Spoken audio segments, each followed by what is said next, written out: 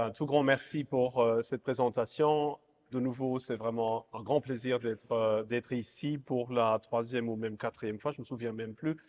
à l'Academia Christiana, même dans cette même salle. Donc, c'est vraiment à chaque fois une très belle expérience pour moi de pouvoir parler à autant de jeunes camarades sur ces sujets qui nous sont chers. Alors aujourd'hui, je vous parlerai de la fin du modernisme et du retour à la tradition d'un point de vue de l'histoire de l'art. Et comme vous le verrez déjà au prochain slide, voilà, ce sera peut-être un peu plus difficile, malheureusement pour certains d'entre vous, de reconnaître en gros ce qui se situe là-dessus. Mais voilà. Donc, notre monde est devenu laid, très clairement. Nos villes sont devenues laides. euh, L'anthropologie européenne ou occidentale est devenue laide. Ce que nous mangeons est devenu laid. Nos villes sont devenues encrassées. Notre culture est devenue extrêmement laide. Donc, nous vivons vraiment dans un environnement extrêmement peu esthétique. Et chacun d'entre vous qui aurait déjà réfléchi sur l'esthétique sait évidemment que la beauté ou non de ce qui vous entoure influence aussi votre âme. Il y a une interpénétration mutuelle entre votre sens de la beauté et entre la noblesse finalement de votre âme qui fait en sorte que si vous êtes uniquement dans des environnements qui sont laids, qui sont moches, qui sont néfastes, qui sont pervers, que ça a un impact forcément sur votre façon de penser. Et même si vous vous situez vous-même dans une opposition farouche par rapport à cette laideur ambiante, et bien rien que le fait d'être juste défini par le fait que vous êtes contre quelque chose au milieu duquel vous vivez a néanmoins toujours une influence négative sur vous. Donc d'autant plus ou d'autant ainsi l'importance pour vous d'essayer justement dans votre vie de tous les jours d'essayer de vous entourer de choses belles, de faire attention à votre environnement, d'essayer de créer de la beauté autour de vous pour créer justement des endroits où vous seriez à l'aise, qui sont à votre image et qui peuvent justement être des lieux dans lesquels votre âme puisse se ressourcer. Donc certains d'entre vous, comme on voit au prochain slide, vous me connaissent peut-être par mon livre Le Déclin, dans lequel j'ai parlé longuement sur les parallélismes qui existent entre la crise de notre identité européenne occidentale actuelle et la fin de la République romaine, c'est-à-dire de la civilisation gréco-romaine au 1er siècle avant notre ère. Un peu moins d'entre vous, comme on le voit au prochain slide, connaissent peut-être mes activités un peu plus larges dans le domaine de ce qu'on peut appeler la morphologie historique ou la morphologie culturelle. C'est-à-dire cette partie des sciences historiques dédiée justement au fait de comparer les grandes civilisations pour en distiller un genre de grammaire des grandes civilisations pour comprendre mieux comment ces grandes civilisations évoluent en parallèle les unes avec les autres et en quoi cela puisse nous aider à prédire peut-être notre futur sur base des comparaisons avec des civilisations du passé. Il y a beaucoup de penseurs européens, grecs, chinois, indiens qui ont réfléchi sur ces questions-là. Le plus connu, de mon point de vue en tout cas le plus intéressant au XXe siècle, est sans doute Oswald Spengler, avec son grandiose Der Untergang des Abendlandes, le déclin de l'Occident. Et donc c'est à lui que j'ai dédié toute une série d'ouvrages dans lesquels j'ai justement essayé d'agrandir, d'élargir l'horizon posé par le livre Le Déclin. Et comme on le voit au prochain slide,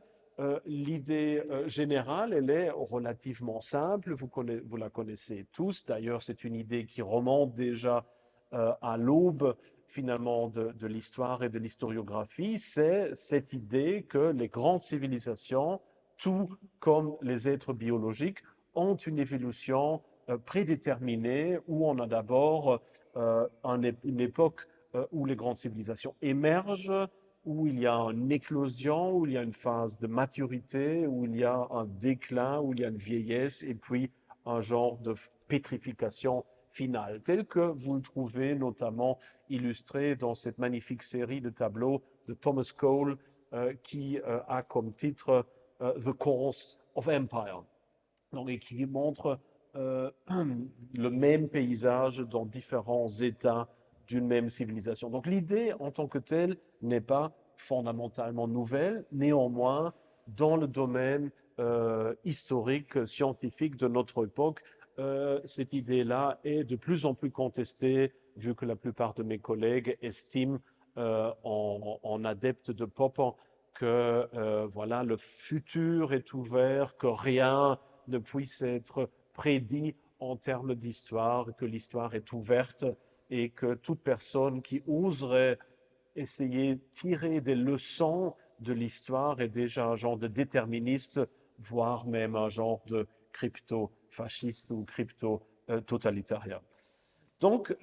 moi, néanmoins, j'ai dédié une grande partie, finalement, de mes efforts des dernières années à essayer de creuser un peu cette question des grandes civilisations et en quoi elles peuvent véritablement être comparées. Et comme vous le montrera le prochain slide,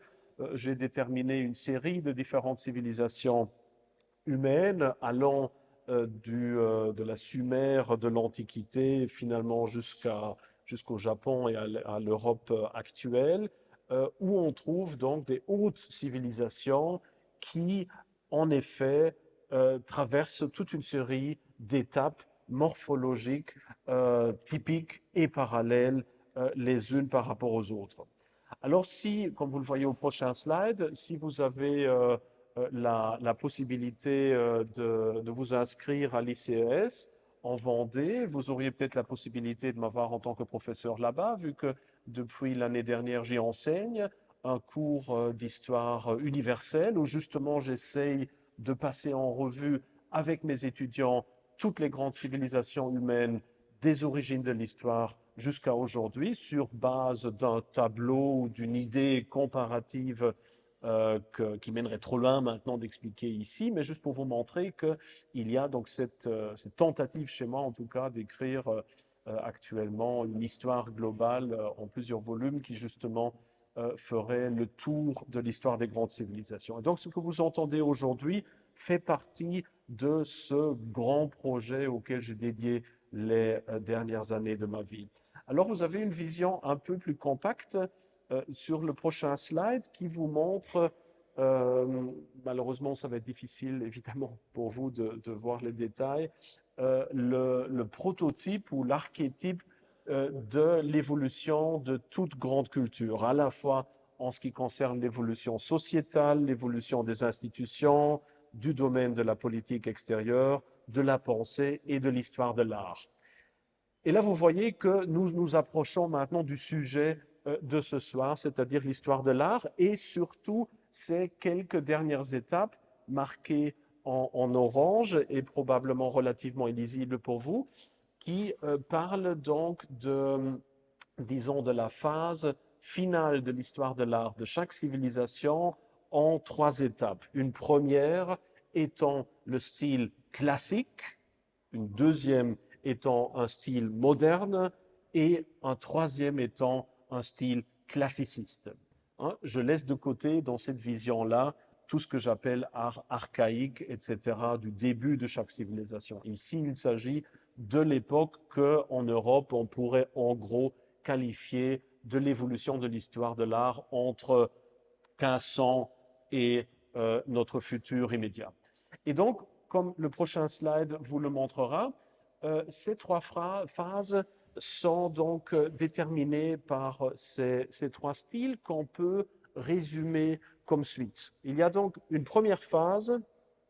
à l'intérieur donc de cette étape cyclique de l'évolution de chaque civilisation qui est marquée par un classicisme. Alors qu'est-ce que ça veut dire classicisme? Non pas maintenant focalisé sur la Grèce ou sur l'Europe, mais en général, tel que concept applicable à chaque civilisation humaine. Alors classicisme, ça veut dire une grande importance de l'équilibre, des proportions, de l'harmonie entre les formes. Ça veut dire aussi un grand équilibre entre une représentation idéalisée de quelque chose et d'une représentation très naturaliste de quelque chose. On n'est ni dans une idéalisation extrême, symboliste, ni dans un naturalisme expressionniste, mais on est dans un genre d'équilibre où ce soit encore reconnaissable en tant que tel, tout en étant idéalisé.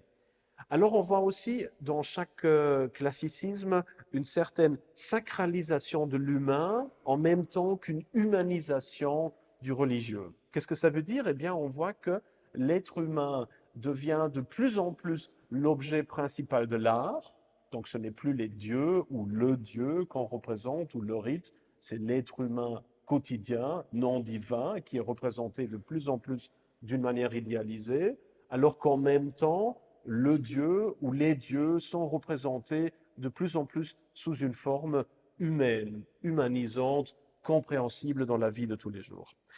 Alors, cette nouvelle plénitude de l'art n'est plus garantie par l'accroche à la transcendance, mais plutôt par une quête omniprésente de la mesure. C'est-à-dire, cet art classiciste n'est plus défini par le fait que tout le monde essaye essentiellement de représenter des scènes venant de la quête de la transcendance divine, mais ce qui unit cet art, ce qui crée l'unité de l'art classiciste, n'est donc pas le religieux, mais plutôt l'idée de mesure. C'est ça l'élément unifiant de l'époque classiciste. Et puis on a évidemment un certain début de l'importance de l'identité personnelle des artistes. Les artistes qui ne sont plus, comme à l'époque archaïque, des artisans, qui deviennent des artistes, mais qui ne sont pas encore des génies, si vous voyez un peu cette évolution. Alors, on a une deuxième phase que j'appellerais, par facilité, la phase moderniste dans l'histoire de l'art de chaque civilisation. Là, on voit plus ou moins la disparition totale de l'art sacral, sauf mis à part quelques pastiches ou quelques formes fort idéologisées, et une évolution rapide de mode. On a une mode après l'autre qui se suivent. On n'a plus cet esprit éternel du classique, on a des différentes modes qui se suivent. Il faut être, pour parler d'époque européenne, être impressionniste, expressionniste, naturaliste, symboliste, suprématiste, etc., etc. Il y a une visualisation du progrès technique. La technologie, pour l'époque classique, est considérée comme vulgaire. À l'époque moderniste, elle est considérée comme quelque chose digne d'être visualisé, d'être représenté. On a une production de masse qui se passe à ce moment-là et évidemment un certain fonctionnalisme dans l'art. C'est aussi l'époque où on a un certain façadisme, c'est-à-dire on veut impressionner. On a des façades très théâtrales dans l'architecture, on a des proportions grandioses qui ne sont plus limitées par rapport à la proportion à l'être humain, mais qui essayent d'écraser l'être humain. On a une ornementation extrême qui cloche évidemment aussi avec la simplicité et la rigueur de l'art classique.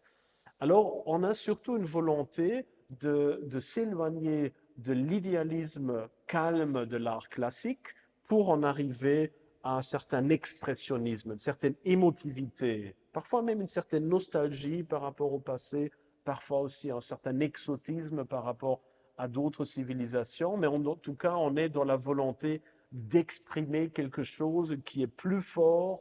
que la simple rigueur classique qui est considérée finalement comme ennuyante par le modernisme. Et puis évidemment, on a le culte du génie, hein, l'artiste qui est génial, qui n'est plus tout simplement un très bon artisan qui a du goût, mais qui devient le génie plus haut que l'être humain et un culte, donc quelque part, d'une qualité artistique qui ne peut plus se définir en termes rationnels, qui va paradoxalement main en main avec un certain mauvais goût de plus en plus prononcé des nouvelles élites qui sponsorisent cet art. Et puis alors, on a une troisième et dernière phase de l'histoire de l'art, à ce stade-là de chaque civilisation, que j'appellerais le traditionnalisme. Et c'est là que ça devient intéressant pour nous, évidemment. Le traditionnalisme qui est donc un retour à l'esthétique classique, mais avec les moyens techniques modernes. Donc, ce n'est pas juste un pastiche, ce n'est pas juste un genre de classicisme un peu stérile, mais on essaye de se servir des moyens de la modernité pour imposer néanmoins de nouveau une esthétique classicisante. Alors, c'est évidemment une époque aussi historisante ou historicisante, ce traditionnalisme qui essaie de jouer avec des allusions à des motifs parfois même pseudo-archaïques et à des techniques de fabrication archaïques et ancestrales pour générer cette impression d'originalité, d'authenticité, de traditionnalisme perdu dans le modernisme et qu'on veut consciemment recréer. Ça, c'est une notion d'ailleurs très importante, c'est-à-dire c'est un retour conscient à la tradition. Donc ce n'est pas la vraie tradition innée, spontanée, grandie,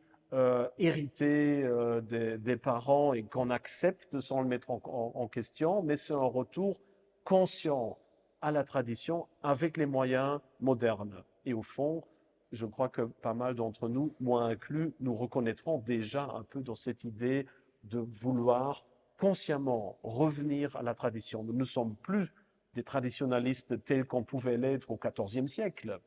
Nous connaissons les alternatives, nous savons où mène la modernité, nous savons comment s'est détruit le modernisme. Donc nous voulons revenir à quelque chose, mais consciemment. Et cette volonté que nous avons, qui est idéologique, se manifestera évidemment aussi dans l'histoire de l'art, dans cette époque traditionnaliste. Et donc il y aura toute une série de tendances historicistes, antiquaires, encyclopédiques. En plus, ce renouvellement de l'art, dans l'histoire de l'art en tout cas, généralement est organisé autour d'un renouvellement politique, et qui dit renouvellement politique conservateur, dit généralement aussi une certaine idéalisation d'une figure souveraine. Et donc, dans les civilisations passées, souvent, ce traditionnalisme s'oriente autour d'une idéalisation de ce nouveau souverain et fait son retour à une nouvelle piété, un nouvel âge d'or, etc.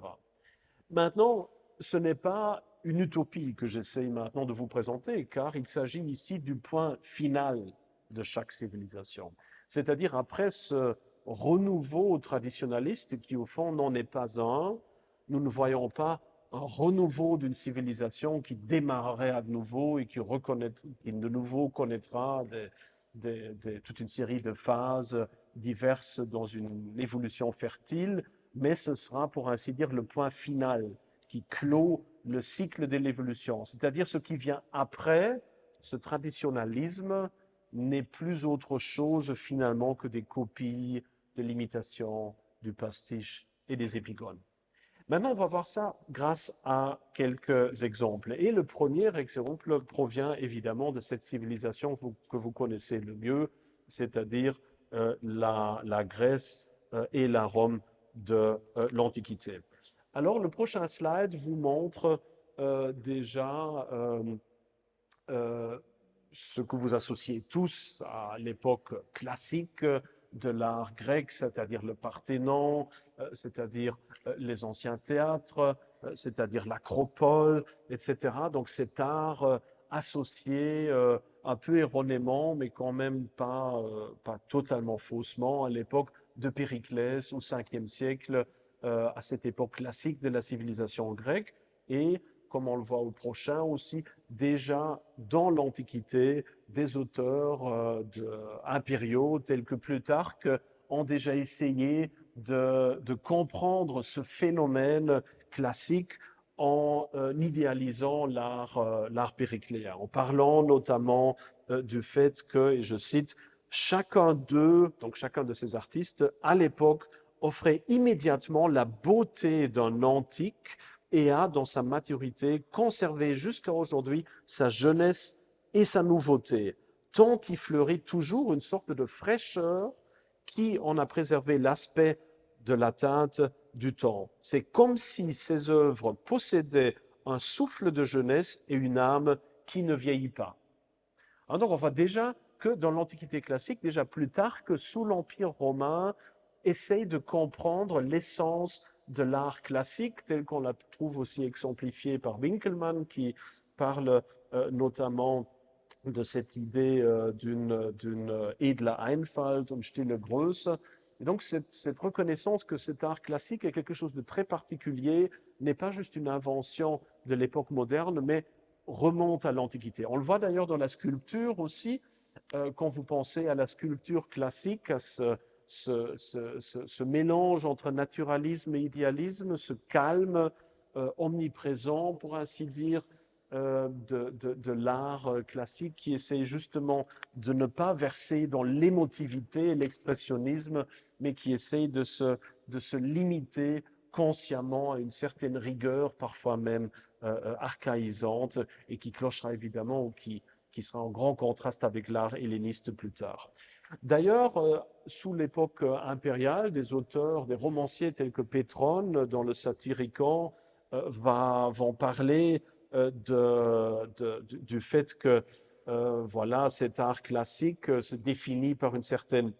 beauté naturelle, par une certaine santé, qui est très différente évidemment de l'époque hellénistique et de l'époque impériale. Alors,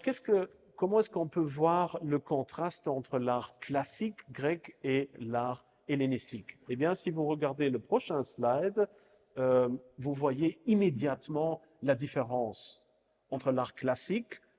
relativement statique, idéalisé, naturaliste, détaché finalement des souffrances humaines, olympien dans son calme, et l'art hellénistique qui essaye d'exprimer les extrêmes, les émotions, que ce soit la souffrance du groupe de Laocoon, que ce soit finalement la vulgarité de la sexualité dénudée, que ce soit le physique imposant de l'Hercule Farnèse, qui est juste un immense morceau de chair, si vous voulez, que ce soit l'exotisme des autres peuples, des autres races extérieures à la Méditerranée, que ce soit la décrépitude de l'âge et de l'alcoolisme, comme dans cette figure de la vieille dame ivre,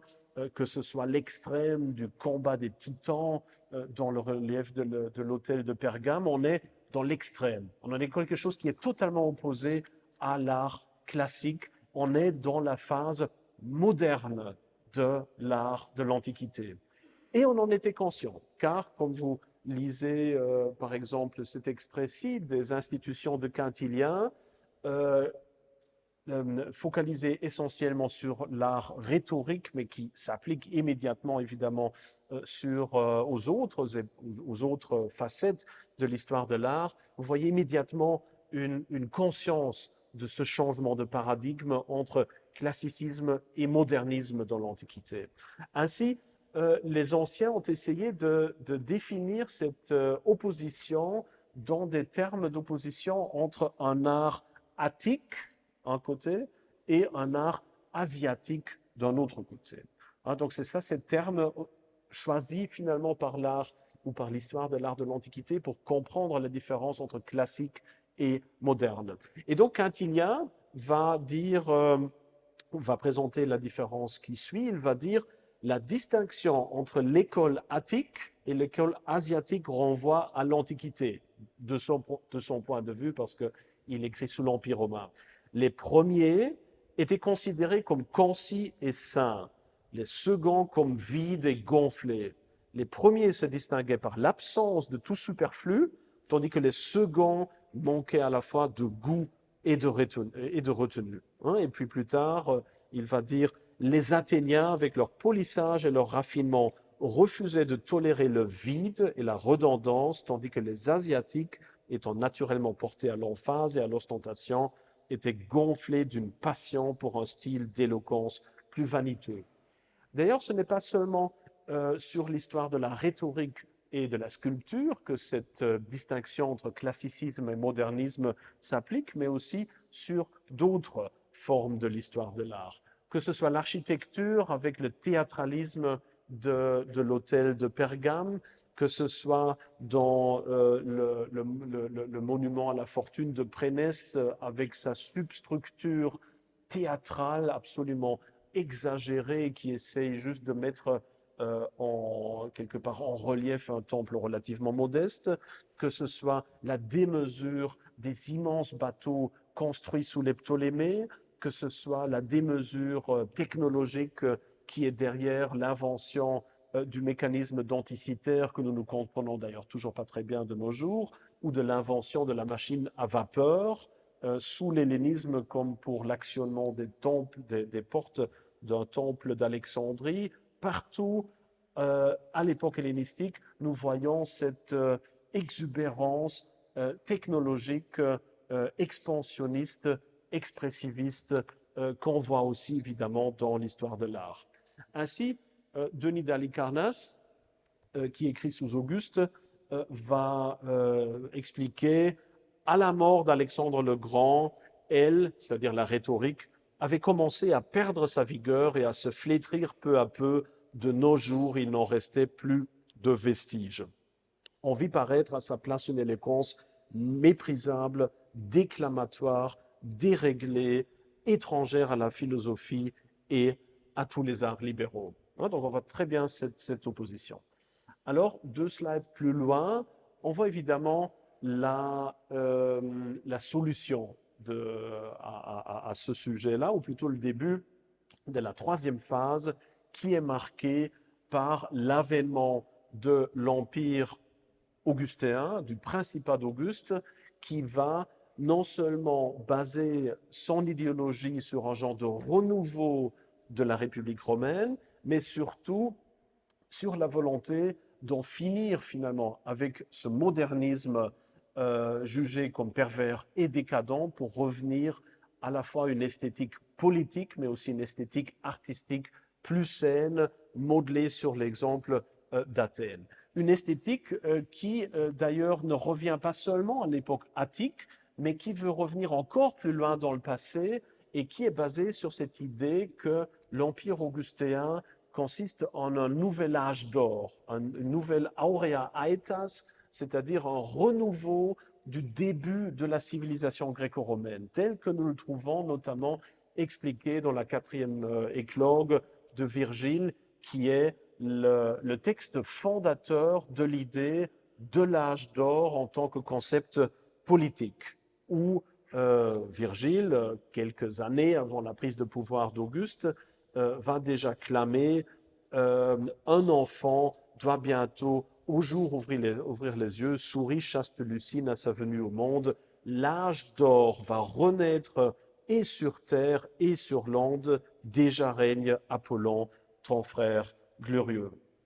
Et cet âge d'or, il se manifeste notamment dans l'architecture, comme on le voit au prochain slide, à Rome tout comme autre part, avec des monuments comme l'Arapakis à Rome, qui évidemment est la pièce maîtresse de cette idée d'un renouveau artistique, d'un retour à une esthétique classique pour en plus transporter une idéologie ancestrale, archaïque, volontairement primitiviste, mais qu'on voit aussi dans toute une série d'autres monuments construits sous Auguste, tels que le Forum de Mars Ultor, avec sa grande collection de héros romains choisis de toute l'histoire romaine, qui montre finalement qu'Auguste est le point final de l'histoire romaine, tel qu'on voit dans le renouvellement de la cabane de Romulus, reconstruite toujours et toujours depuis des siècles, et qui devient le point d'ancrage aux côtés duquel Auguste va installer sa propre villa, et évidemment aussi dans le tumulus d'Auguste, c'est-à-dire son mausolée, qui est modelé très volontairement selon des exemples italiques étrusques antiquisants. Alors, disons, cette nouvelle esthétique, c'est-à-dire cet appui d'une révolution conservatrice pour un art volontairement traditionnaliste, est conscient, comme on le voit au prochain slide. C'est-à-dire le renouvellement politique, le renouvellement social et un renouvellement artistique vont main dans la main et sont conscientisés par les Romains. Donc il ne s'agit pas d'époques de l'histoire de l'art qui, par hasard, vont en parallèle avec l'histoire politique. Non, on est ici vraiment dans un acte volontariste de création d'un nouvel art qui, consciemment, retourne vers le passé. Ainsi, Denis d'Halicarnasse, qui est un contemporain d'Auguste, va expliquer dans son texte sur les orateurs de l'Antiquité Notre siècle en fournit la preuve. Soit qu'un Dieu ait dirigé les événements, soit que la nature, dans sa marche périodique, ait ramené l'ancien ordre des choses, ou qu'une force innée dans l'homme entraîne les esprits vers les mêmes goûts. Il a rendu à la saine éloquence des temps passés tout l'éclat dont elle brilla jadis. Et il a dépouillé cette éloquence nouvelle, insensée, d'une gloire usurpée et des honneurs dont elle jouissait au détriment de l'ancienne éloquence. Alors le prochain slide montre très clairement aussi le contexte politique, car Denis va expliquer la principale cause de ce grand changement est, selon moi, la domination de Rome, qui a fixé sur elle tous les regards de l'univers. Les chefs de cette république ont pris pour règle de leur administration la sagesse et l'honneur. Chez eux, les lumières s'unissent au goût le plus pur. Leur exemple a donné une impulsion rapide au progrès de la politesse et du goût. Il a même soumis les esprits grossiers aux lois du bon sens. Donc là, on a vraiment, comme dans les autres écrits des contemporains, la preuve qu'Auguste tente justement d'asseoir sa nouvelle forme de gouvernement, non pas seulement sur un renouvellement institutionnel, mais aussi artistique. Renouvellement artistique, on va au prochain slide, d'ailleurs, aussi d'une manière très claire, quand vous pensez à la sculpture, notamment aux arts plastiques. Donc cette tendance d'Auguste de se représenter vêtu de la toge en tant que personne priant, dans son humilité par rapport aux dieux, Auguste se représentant avec les autres membres de l'aristocratie romaine comme un primus inter pares, Auguste qui se montre sous les traits d'Apollon, se battant avec Hercule, représenté comme Marc-Antoine, dans une lutte éternelle entre le principe apollinien, attique, classique, archaïsant d'un côté et le principe asiatique de l'exubérance de Marc-Antoine égyptien, de Cléopâtre, etc., d'un autre côté. C'est très visible dans cette terre cuite qui jadis ornait en des dizaines d'exemplaires tout le temple d'Apollon construit par Auguste. Donc on voit vraiment très bien cette volonté de mettre en avant la lutte entre l'ordre et le chaos, entre le classicisme et le modernisme comme fondement du renouveau politique, mais aussi artistique, imposé par le Principat augustéen. Un art d'ailleurs qui, comme nous le montre le prochain slide, était aussi consciemment cultivé par Auguste lui-même dans son propre style, où Suétone, son biographe, nous enseigne: il choisit un genre d'écrire élégant et tempéré, aussi éloigné du clinquant que de la bassesse, et, comme il le dit lui-même, de la mauvaise odeur des termes surannés. Il s'appliquait surtout à rendre nettement sa pensée. Pour y parvenir plus aisément, pour épargner au lecteur ou à l'auditeur le trouble et l'embarras, il ne craignait point d'ajouter des prépositions ou mots, et souvent à doubler les conjonctions, sacrifiait ainsi la grâce à la clarté. Ennemis du néologisme et de l'archaïsme, ils trouvaient que leurs partisans péchaient par deux excès contraires. Une preuve de plus qu'Auguste, dans cet art suprême de l'Antiquité, qui est la rhétorique, qui est le style écrit et parlé, tentait véritablement d'imposer par son propre exemple ce traditionnalisme. Alors évidemment, après,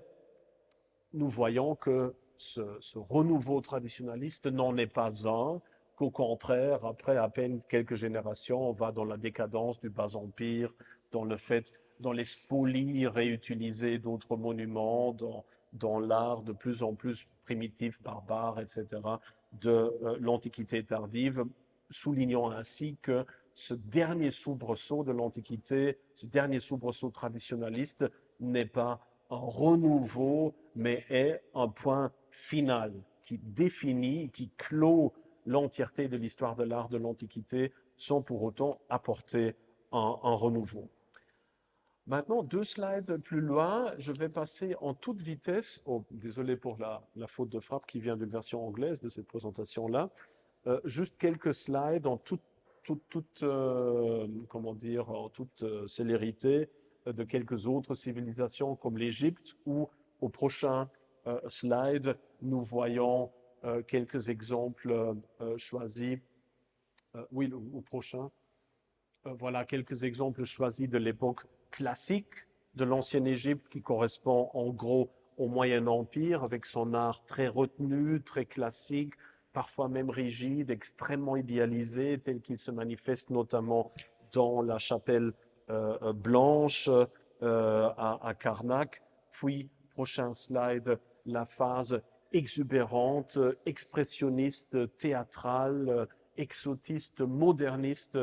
du Nouvel Empire avec non seulement des constructions telles que le temple funéraire d'Hatchepsout, mais évidemment toute cette époque d'Amarna avec son art extrêmement moderniste, extrêmement problématique et sa fabrication de masse aussi des éléments dont sont construits les temples. Et puis finalement, au prochain slide, le traditionnalisme égyptien tel qu'on le trouve alors à l'époque ramesside avec ce retour volontiers à la tradition, à l'ordre, à l'histoire, à une certaine idéalisation de l'entièreté de l'histoire égyptienne, une volonté de renouer avec l'Ancien Empire. Nous voyons aussi dans le prochain slide quelques exemples choisis de la civilisation sumérienne, dont vous voyez ici la localisation géographique. Ainsi, au prochain slide, vous voyez l'époque classique de l'histoire sumérienne avec l'époque dynastique primitive située au milieu du 3e millénaire avant notre ère, avec l'art qui le caractérise et qui, comme vous le voyez, est déjà en fort contraste avec l'art du prochain slide de l'époque akkadienne, qui est beaucoup plus dans la violence, dans le culte du souverain, dans l'exubérance, dans une certaine représentation biographique des souverains, mais qui n'est qu'un épisode, si on le veut, qui culmine alors au prochain slide encore avec l'art traditionnaliste, et donc la phase finale de la civilisation sumérienne, telle qu'on peut la trouver dans la 3e dynastie d'Ur, avec son retour volontiers que même vous pouvez reconnaître sur ces quelques exemples, en retour volontiers à un art archaïsant, traditionnaliste, beaucoup plus mesuré et historisante. Et puis finalement, comme dernier exemple choisi d'une civilisation passée, eh bien la Chine de l'Antiquité, la Chine qui, comme vous le savez, à cette époque-là, était divisée en une multitude de petits royaumes qui trouvaient son apogée artistique à l'époque de ce qu'on appelle le printemps et automne. Sur le prochain slide, vous voyez notamment l'art du bronze marqué par un canon esthétique extrêmement classicisant, extrêmement mesuré, idéalisé, stylisé, avec une grande retenue dans la représentation d'éléments vivants tels que les êtres humains ou autre chose, et qui trouve son contraire, son antithèse, si on le veut, dans l'époque des royaumes combattants, sur le prochain slide, avec cette exubérance du bronze tel qu'on retrouve au 5e, 4e et 3e siècle, avec presque ces éléments baroques dans le bronze, avec ces représentations très violentes de combats d'animaux, avec un art architectural grandiose, construit sur la volonté d'imposer, d'écraser l'individu, de projeter des façades théâtrales, avec aussi un art très biographique, comme notamment sur cette magnifique dessin sur soie représentant l'apothéose sur un dragon d'un être humain, une époque d'un grand progrès technologique, comme nous le montre aussi l'art mécanique, notamment dans les arbalètes. Et puis finalement, la synthèse sous les Han occidentaux qui marque de nouveau un retour, si on veut, augustéen vers un art de nouveau archaïsant, classiciste, historisant, qui veut en découdre avec cette époque moderniste de la Chine des royaumes combattants pour revenir à une idéalisation du passé chinois ancestral. Bref, En gros, cela vous montre maintenant en toute vitesse que l'exemple initialement choisi, c'est-à-dire de la Grèce, de Rome, n'est pas une exception. Ce n'est pas juste un choix ponctuel parmi l'histoire de l'art de l'humanité, mais qu'en gros, nous pouvons décliner vers la fin, ou disons dans la deuxième moitié de chacune des grandes civilisations, ce triptyque, ou disons cette évolution dialectique entre un art classique, un art moderniste et un art traditionnaliste. Donc on a là en face de nous une certaine mécanique, si on veut, une certaine logique dans l'histoire de l'art qui semble affecter toutes les civilisations et qui, évidemment, affectera aussi notre civilisation. Ainsi, sur le dernier slide, je vous ai mis juste quelques images pour nous aider à nous situer nous-mêmes. Alors, je crois que vous avez tous, j'imagine, assez de notions d'histoire de l'art de notre propre civilisation pour avoir compris que, évidemment, l'art classique ou classicisant, eh bien, nous pouvons le retrouver en gros dans l'art entre la Renaissance et finalement le Louis XVI, que nous rentrons dans une phase moderniste avec la Révolution, évidemment, avec l'importance de la modernité, de la technologie, de l'expression, du sentiment, de l'émotion dès le début du 19e siècle, et que justement, et c'est ça finalement qui nous mène à notre époque, à nous, que je suis convaincu que nous nous trouvons plus ou moins actuellement à la fin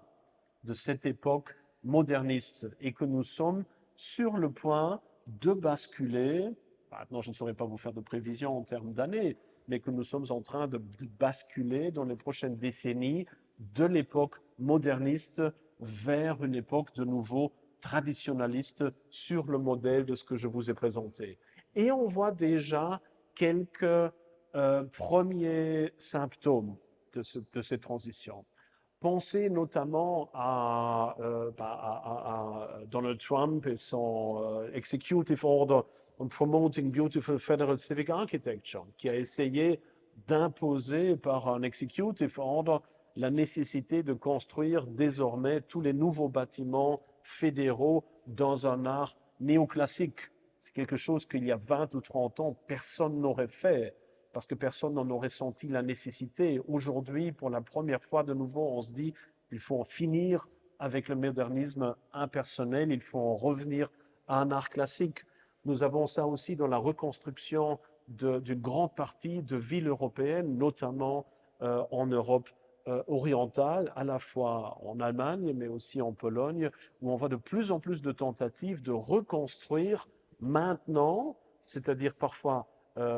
70 ans après les faits, certains centres-villes détruits par la guerre, comme à Francfort, par exemple. Personne n'aurait fait ça il y a 30 ans en Allemagne. Maintenant, on commence à reconstruire, à démolir de nouveaux bâtiments pour reconstruire parfois des bâtiments qui ont 500 ans. On voit aussi, quand vous pensez à un certain néoclassicisme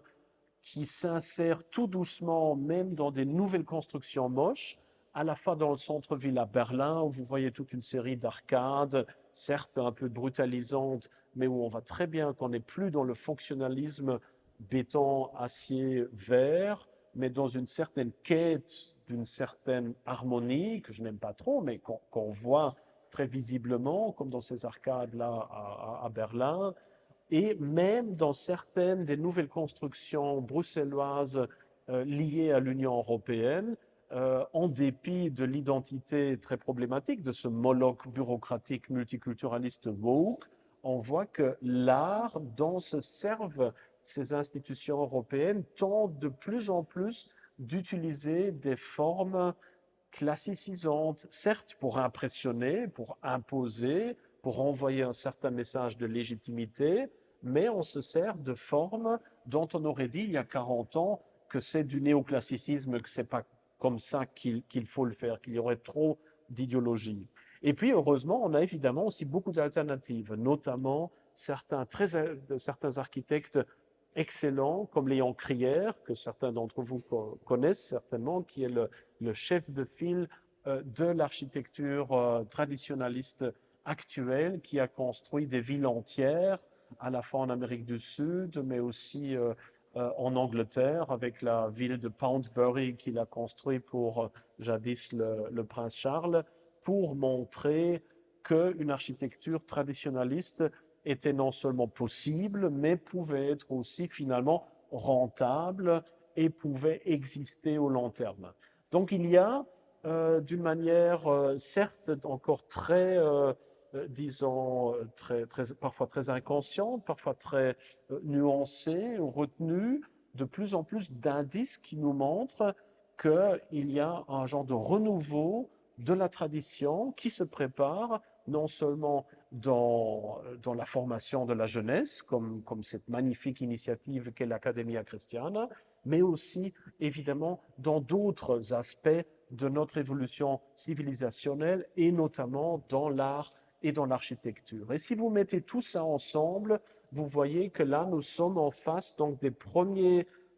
indicateurs, des premiers symptômes que le vent est en train de changer de direction. Certes, il faudra encore des années, voire des décennies pour que ce changement de direction devienne quelque chose de généralisé, mais je suis assez confiant que la morphologie historique, et ne serait-ce que sur un point tellement ponctuel que l'histoire de l'art, nous donne une certaine assurance de nous dire, voilà, nous ne sommes pas les derniers, mais nous sommes plutôt les premiers à vouloir imposer ce changement. Merci bien pour votre attention.